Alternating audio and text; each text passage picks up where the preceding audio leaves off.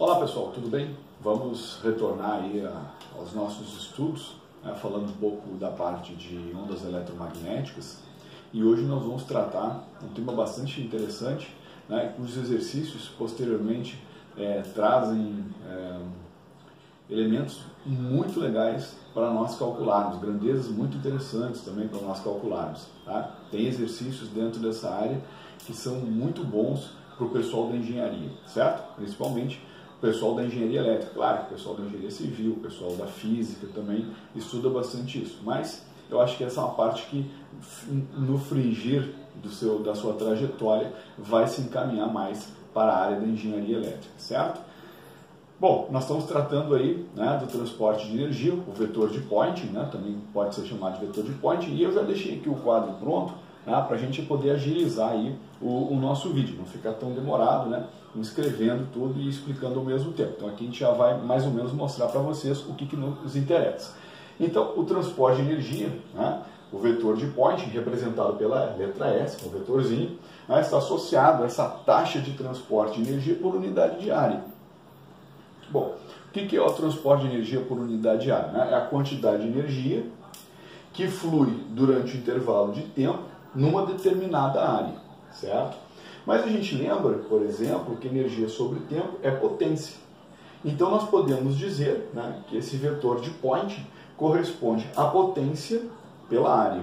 Tá? Mais para frente a gente vai chamar isso aí de uma forma de trabalhar a intensidade com que uma onda se propaga e a intensidade dela, por exemplo, mostrar que ela é inversamente proporcional à distância. Mas isso a gente vai ver mais para frente. Tá? Então, potência sobre área, unidade de medida, watts por metro quadrado. Lembrando que uma forma de você representar o vetor de Poynting é justamente 1 sobre μ0. Lembra que o μ0 é a constante de permeabilidade magnética, que multiplica o campo elétrico vezes o campo magnético. E evidentemente que esse vetor de Poynting vai estar representando a direção de propagação da onda, já que você vai estar representando isso com a regra da mão direita. Então, se você tem E VEC B, a onda vai para lá. Se você tem B VEC E, a onda vem para cá, ok? Tá? Então, representa a direção de propagação da onda. Uma onda que se propaga numa determinada direção, você tem as vibrações do campo elétrico e do campo magnético perpendiculares entre si. Tá? E é isso que nós estamos dizendo, Então, ou seja, o campo elétrico vibra perpendicularmente ao campo magnético, isso me dá um produto vetorial, e aí eu tiro que eu vou ter o campo elétrico vezes o campo magnético. Mas olha só, o vetor de Poynting é dado 1 sobre μ0 E vezes B. Tá? Então eu já substituí aqui o produto vetorial por um produto simples, e eu sei que a razão do campo elétrico pelo campo magnético me dá a velocidade da luz. Ora, então eu posso fazer o seguinte, eu posso pegar no lugar do campo magnético B, colocar E sobre C. Então eu vou ter o fluxo instantâneo de energia como sendo 1 sobre μ0 e 2 sobre C. Bom, eu também posso ter o fluxo médio. Como é que a gente determina o fluxo médio? Então 1 sobre μ0, o campo elétrico ao quadrado sobre E médio, sobre C médio. Então esse campo aqui é um campo médio que está se propagando.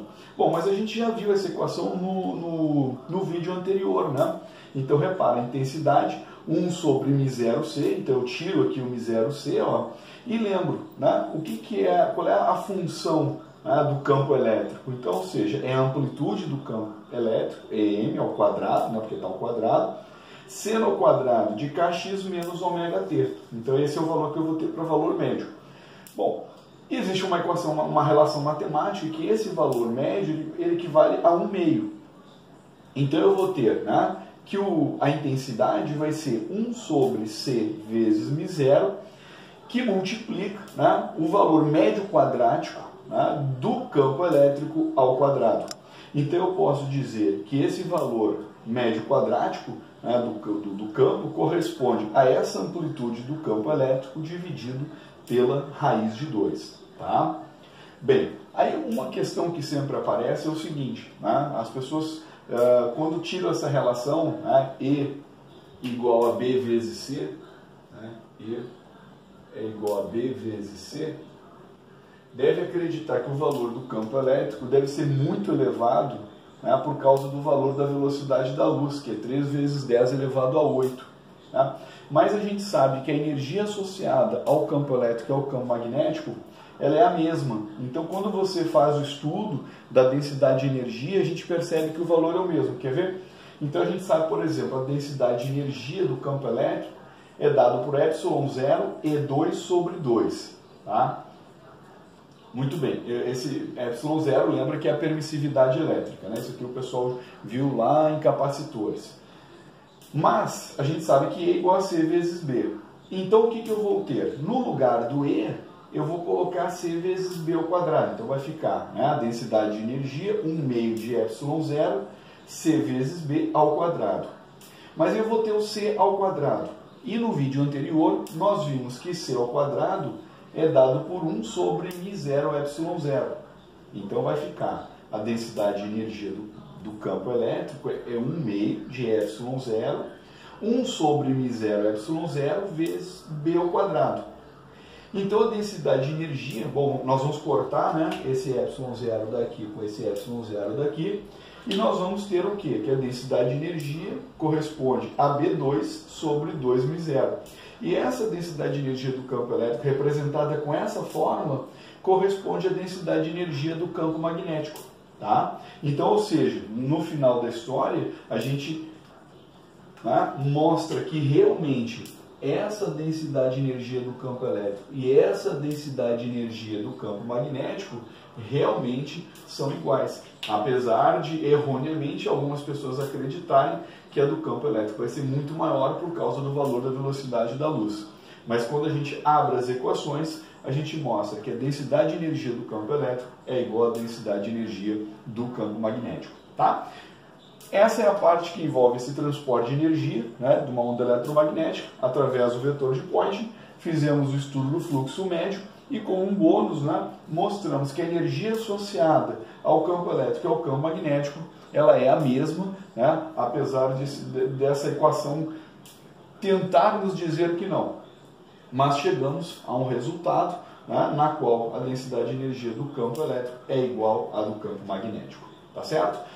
Próximo vídeo a gente vai fazer exercícios, né, sobre o vetor de Poynting e também vamos falar um pouquinho sobre a intensidade da onda, né, em função da distância. Né? Vocês vão ver que conforme a distância vai aumentando, a intensidade vai diminuindo quadraticamente. Tá certo? Pessoal, muito obrigado pela atenção de vocês. É sempre um privilégio ter estado com vocês e até a próxima, se Deus quiser. Ok? Valeu, pessoal!